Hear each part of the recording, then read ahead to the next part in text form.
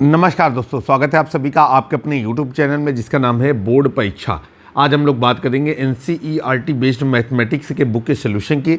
Writer का नाम है डॉक्टर मनोहर रे और एक्सरसाइज चल रही है 13D। तो यहाँ पर हो गया आपका एक्सरसाइज 13D और ये जो आपका अध्याय है ये पृष्ठीय क्षेत्रफल एवं आयतन से रिलेटेड है। तो यहाँ पर लिख दिया हमने पृष्ठीय क्षेत्रफल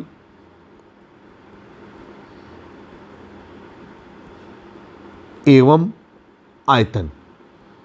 अब हम लोग चलेंगे सवाल को आगे लेकर के। क्वेश्चन नंबर 1 आपके सामने आपकी स्क्रीन पर सवाल कर रहा है कि एक शंकु के छिन्नक की तिर्यक ऊंचाई 4 सेंटीमीटर है और इसके वृत्तीय सिरों के परिमाप जो हैं वो 18 सेंटीमीटर और 6 सेंटीमीटर हैं। इस छिन्नक का वक्र पृष्ठीय क्षेत्रफल ज्ञात कीजिए। छिन्नक क्या होता है?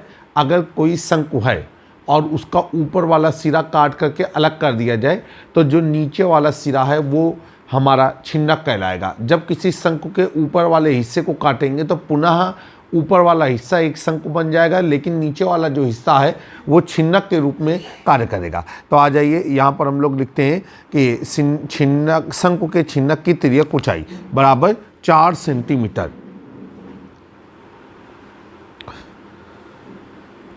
शंकु के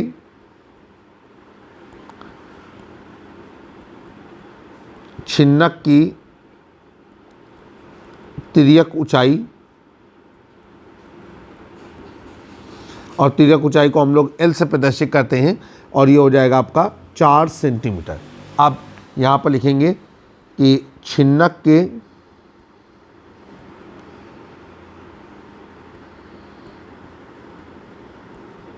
वृत्तीय आधार की परिधि बराबर, और दो परिधियां रहेंगी तो ये हो जाएगा आपका 18 सेंटीमीटर और छिन्नक के वृत्तीय आधार की पहले शब्द लगा देंगे। छिन्नक के पहले वृत्तीय आधार की परिधि बराबर 18 सेंटीमीटर। छिन्नक के दूसरे वृत्तीय आधार की परिधि बराबर, और ये हो जाएगा आपका 6 सेंटीमीटर। हमसे पूछा गया है कि छिन्नक का वक्र पृष्ठीय क्षेत्रफल क्या होगा। तो यहाँ पर हमने नोट किया छिन्नक का वक्र पृष्ठीय क्षेत्रफल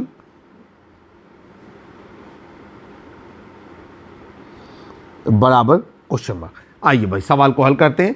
सबसे पहले तो हम यहाँ पर मानेंगे कि जो छिन्नक का बड़ा आधार है उसकी त्रिज्या R1 है और छोटा आधार है उसकी त्रिज्या R2 है। तो यहाँ पर लिखेंगे माना छिन्नक के बड़े आधार की त्रिज्या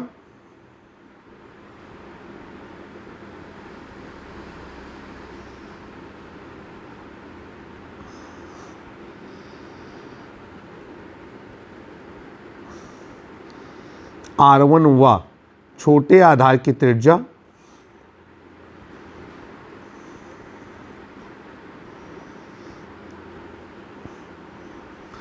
R2 है। ये हो गया आपका। अब हम लोग आगे चलेंगे, यहाँ पर लिखेंगे कि छिन्नक के बड़े आधार की परिधि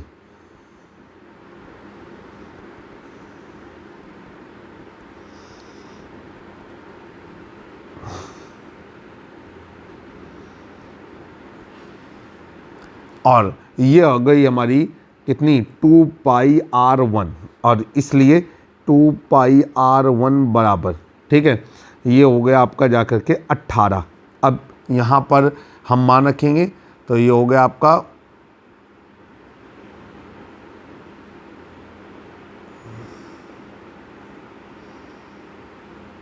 सवाल को हल करेंगे और ये हो गया आपका, यहाँ से हम अगर R1 का मान डायरेक्ट निकालें तो ये हो जाएगा 18/2 पाई, क्योंकि जो छिन्नक का वक्र पृष्ठ होता है वो होता है पाई ब्रैकेट में R1 + R2 और इंटू स्मॉल l। ये हो गया आपका R1 बराबर 9/पाई, और इकाई क्या लग गई? इकाई हमारी लग गई सेंटीमीटर। अब छिन्नक के छोटे आधार की परिधि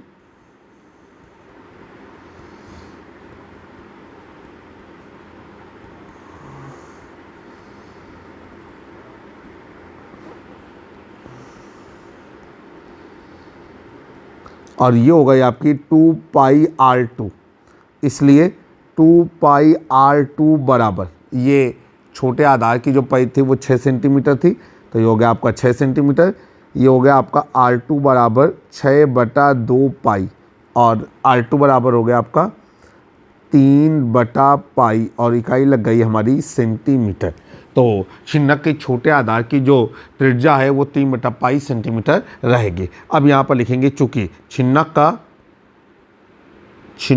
का वक्र पृष्ठ, यही तो पूछा जा रहा है कि छिन्नक का वक्र पृष्ठीय क्षेत्रफल क्या है, तो छिन्नक का वक्र पृष्ठीय क्षेत्रफल बराबर फार्मूला लगा देंगे पाई, ये हो गया आपका R1 + R2 × L।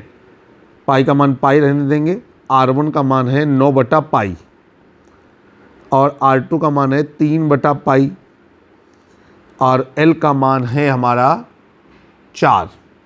यहाँ से अंदर से हम पाई कॉमन ले लेंगे, ये हो जाएगा आपका π/π 9 3 12, तो ये हो गया 12 × 4, पाई से पाई कट गया, 12 चौको 48 और इकाई लग गई वर्ग सेंटीमीटर। तो आपका इबारती प्रश्न था, आप उत्तर इबारत में लिखेंगे कि छिन्नक का वक्र पृष्ठीय क्षेत्रफल 48 वर्ग सेंटीमीटर है। मेंसुरेशन के जो भी सवाल हैं जब आप उसे हल करेंगे तो ध्यान रखिएगा कि इस सवाल में क्या क्या दिया है ये आपको मालूम होना चाहिए। सवाल में जो फार्मूला लगना है उस फार्मूले से रिलेटेड डाटा आपको पहले ही दिमाग में सोच लेना है कि फार्मूले में कौन कौन सी चीज़ें अब्सेंट हैं और उनको आपको कलेक्ट कर लेना है और अपना काम कंप्लीट कर लेना है। आइए अगला सवाल चलते हैं। अगले सवाल में कह रहा है कि क्वेश्चन नंबर 2, अगर आपके पास डॉक्टर मनोहर पब्लिकेशन की बुक नहीं है तो डिस्क्रिप्शन से आप सवालों को पढ़ सकते हैं। क्वेश्चन नंबर 2 आपके सामने आपकी स्क्रीन पर कहा जा रहा है कि धातु की चादर से बना और ऊपर से खुला एक बर्तन शंकु के छिन्नक के आकार का है जिसकी ऊंचाई 16 सेंटीमीटर है और आपसे कह रहा है निचले और ऊपरी सिरे की त्रिज्याएं 8 सेंटीमीटर और 20 सेंटीमीटर है। 20 रुपये प्रति लीटर की दर से इस बर्तन को पूरा भर सकने वाले दूध का मूल्य ज्ञात कीजिए। साथ ही बर्तन को बनाने के लिए प्रयुक्त चादर का भी मूल्य आपको बताना है। 8 रुपये प्रति वर्ग 8 रुपये प्रति 100 वर्ग सेंटीमीटर की दर से। पाई का मान कर रहे हैं, आप इस्तेमाल करना चाहें तो 3.14 इस्तेमाल करें। आइए सबसे पहले देखते हैं कि ये जो हमारा पात्र है वो किस तरीके का है। जैसे पात्र की बात इन्होंने सवाल में की थी वैसा पात्र हमने बना लिया है। आइए नोट करते हैं। तो यहाँ पर लिखेंगे कि धातु से निर्मित छिन्नक, धातु से निर्मित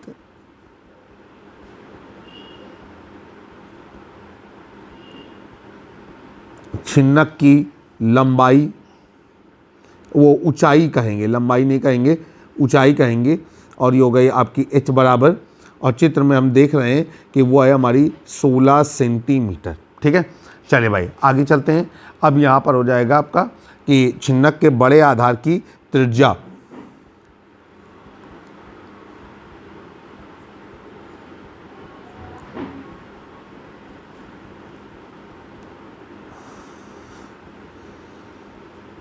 और जो छिन्नक के बड़े आधार की त्रिज्या है उसको हम लोग क्या मानेंगे, R1 बराबर 20 सेंटीमीटर, 20 सेंटीमीटर, और ये हो जाएगा आपका छिन्नक के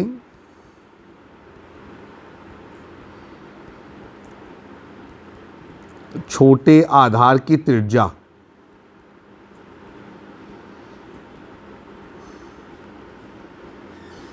और ये हो गया आपका R2 बराबर, अब ये हो गया आपका 16 सेंटीमीटर। तो छिन्नक के जो छोटे आधार की त्रिज्या है वो 16 सेंटीमीटर है, बड़े आधार की त्रिज्या जो है वो हमारी 20 सेंटीमीटर है। अब आपसे कह रहा है कि छिन्नक को, ठीक है, भरना है, ठीक, और हमको क्या करना है कि हम यहाँ पर लिखेंगे कि छिन्नक का आयतन,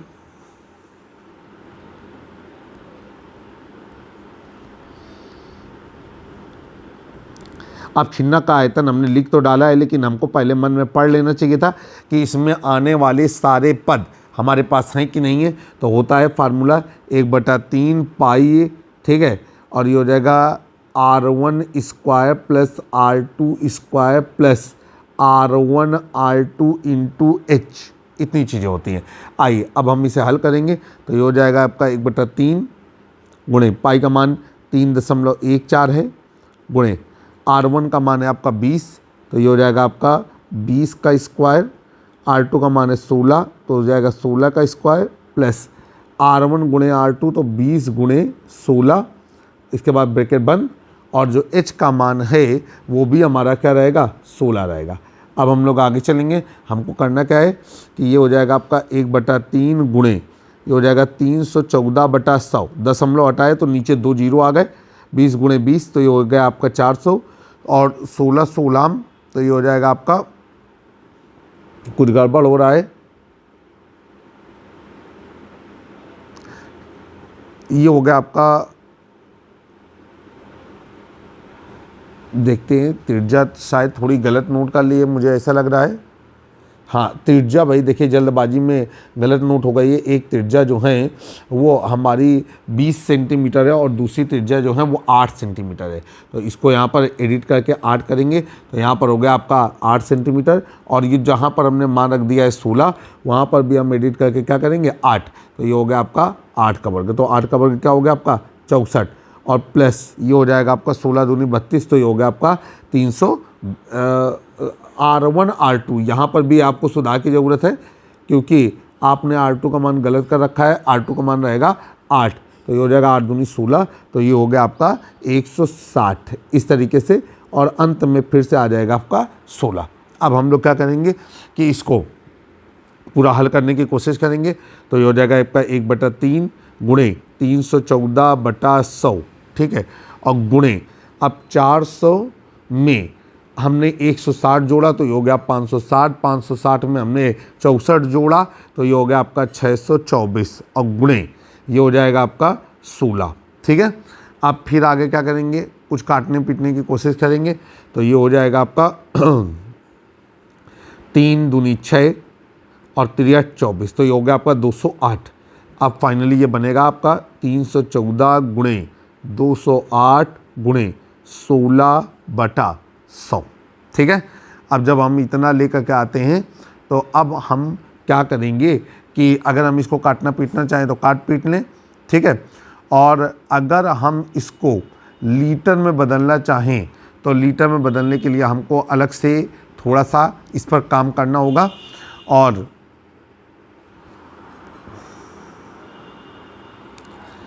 यहाँ पर हमको लगाना होगा सबसे पहले तो ये इकाई आएगी घन सेंटीमीटर,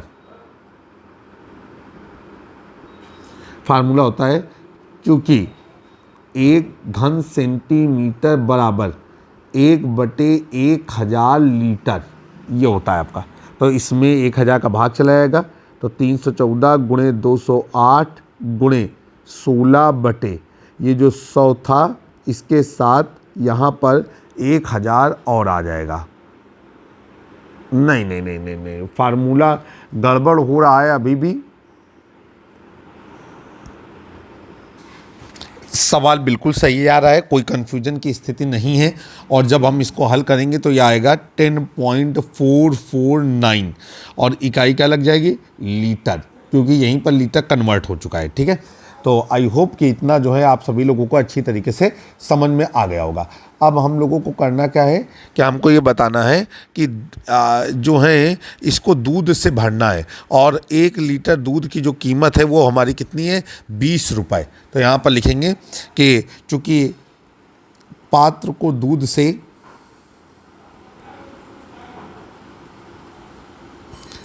भरा जाना है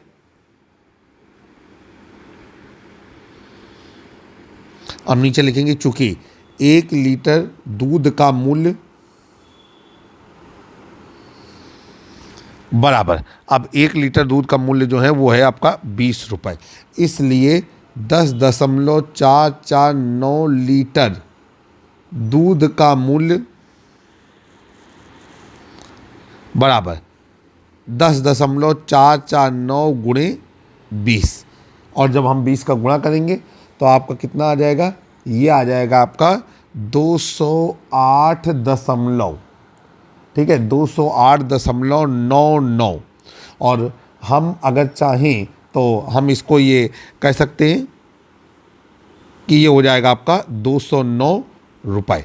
आप आंसर कर दीजिएगा, ये आपका उत्तर है। तो आशा है कि आपको सवाल अच्छी तरीके से समझ में आ गया होगा और आपने सवाल को एंजॉय किया होगा। अब आपसे क्या कह रहा है कि सवाल का जो दूसरा हिस्सा है वो आपसे कह रहा है कि इसको बनाने में प्रयुक्त धातु की चादर का मूल्य भी आपको बताना है। तो भाई जो धातु की चादर है वो इसके कहाँ पर लगी हुई है, वक्र पृष्ठ पे लगी हुई है, ठीक है, और एक तरफ इसके आधार पर भी लगी होगी। तो जो आधार हम देख रहे हैं, तो कोई भी पात्र आप देखेंगे नीचे की ओर सकरा होता है, ऊपर की ओर फैला होता है, तो आधार कम त्रिज्या वाला ही माना जाता है। तो यहाँ पर लिखेंगे कि पात्र का या छिन्नक का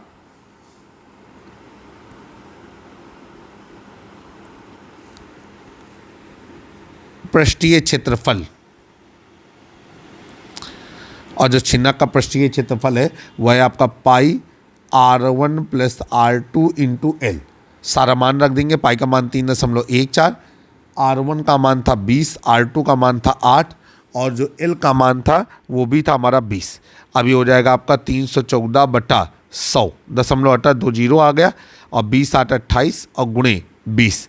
अभी हो जाएगा 20 एकम 20, 20×100 और यहाँ पर हो जाएगा आपका जाकर के कि 314 × 28/5। जब हम इसको सरल करते हैं तो हमारा निकल कर क्या आता है 200.96 और इकाई क्या लग गई वर्ग सेंटीमीटर। तो जो छिन्नक का पृष्ठीय क्षेत्रफल है वो 200.96 वर्ग सेंटीमीटर है।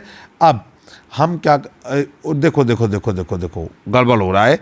जब हम इसको सरल करेंगे, क्योंकि हमने सवाल कॉम्प्लिकेटेड था, कैलकुलेशन पहले ही करके रख लिया था, तो नज़र हमारी दूसरे कैलकुलेशन पे चली गई। जब हम इसे सरल करते हैं तो आपका आ रहा है 1758.4 और इकाई लग गई वर्ग सेंटीमीटर। अब हम लोग क्या करेंगे, यहाँ पर लिखेंगे छिन्नक के आधार का क्षेत्रफल। तो यहाँ पर लिखा है छिन्नक के आधार का क्षेत्रफल, और जो छिन्नक का आधार का क्षेत्रफल है ये आपका पाई R2²।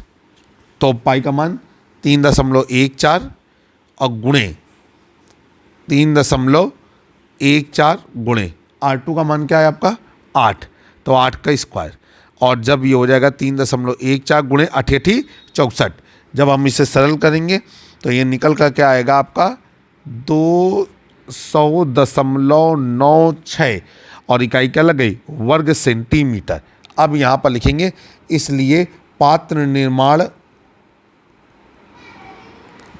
निर्माण में लगी धातु का क्षेत्रफल बराबर, यहाँ पर हो जाएगा छिन्नक का वक्र पृष्ठ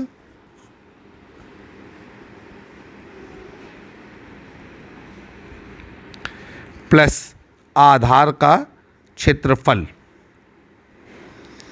छिन्नक का वक्र पृष्ठ जो है वो है 1758.4 और आधार का क्षेत्रफल है 200.96 और जब इनको जोड़ा जाता है तो हमारा आ रहा है 1959.36 वर्ग सेंटीमीटर। ठीक है, अब चलेंगे भाई, यहाँ पर जो है क्या कह रहा है आपसे कि 8 रुपये प्रति 100 वर्ग मीटर की दर से जो चादर लग रही है उसका मूल्य बताइए कि पात्र निर्माण में कितना लगेगा। तो लिखेंगे क्योंकि 100, ठीक है, 100 वर्ग सेंटीमीटर चादर का मूल्य बराबर 8 रुपये, इसलिए 1 वर्ग सेंटीमीटर चादर का मूल्य बराबर 8/100, इसलिए 1959.36 वर्ग सेंटीमीटर चादर का मूल्य बराबर, अब ये हो जाएगा आपका 8/100 गुणे 1959.36। अब जब आप इसे सरल करेंगे तो ये हो जाएगा 0.08 गुणे 1959.36। गुणा करने पर हमारा आ रहा है कुल मिलाकर के धनराशि आ रही है 156.75 रुपये। तो ये था आपका आंसर। आपका दोनों उत्तर आ गया कि पात्र में दूध जो भरा जाएगा उसका कुल मूल्य कितना होगा, और यदि पात्र में लगी हुई चादर का मूल्य हम निकालना चाहें और क्षेत्रफल निकालना चाहें तो वो कितना होगा। उम्मीद है कि वीडियो आपको पसंद आया होगा। जल्द ही एक नए वीडियो में फिर से मुलाकात करेंगे। बोर्ड परीक्षा की तैयारियों के लिए जुड़े रहें आप अपने YouTube चैनल पे, जिसका नाम है बोर्ड परीक्षा। नमस्कार।